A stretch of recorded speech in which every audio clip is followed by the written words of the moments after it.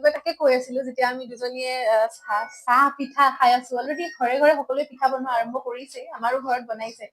ত' আমি ৰাতিপুৱা চাহৰ লগত পিঠা খাই থাকোতে মই তাইক কৈছো যে চাচোন এইবাৰ প্ৰথমবাৰ জুবিন দা নাই আমাৰ লগত মানে পিঠা এনেকে লাৰু পিঠা এইবাৰ প্ৰথমবাৰ তেওঁৰ গান বাজি আছে কিন্তু তেওঁৰ গান প্লে হৈ আছে কিন্তু তেওঁৰ ঘৰতো চাগে সেই জুবিন দা বিহীন সেই সময়টোত গৰিমা বৌহঁতৰ কেনেকুৱা লাগিব সেইটো আমি দুজনী কথা পাতি আছিলো আজি ৰাতিপুৱাই চ' অসমবাসী ৰাইজৰ বাবে এটা বহুত আচলতে কঠিন সময় এইটো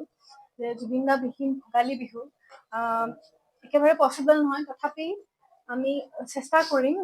জুবিন দাক জীয়াই ৰাখিবলৈ আৰু তেওঁ সদায় আমাৰ মাজত থাকিবই তেওঁৰ গানৰ জৰিয়তে তেওঁৰ কৰ্মৰ জৰিয়তে গতিকে জুবিন দা আছে আৰু যেতিয়ালৈ পৃথিৱীখন আছে তেতিয়ালৈ জুবিন দা থাকিব জয় জুবিন দা জয় জুবিন দা ভোগালী বিহুৰ এক বিশেষ একো নকওঁ জাষ্ট কম যে ভোগালী বিহুৰ আন্তৰিক শুভেচ্ছা জ্ঞাপন কৰিলো সকলোবোৰে পিঠা লাৰু খাওক আমাকো মাতক আমি যাম বিহু খাবলৈ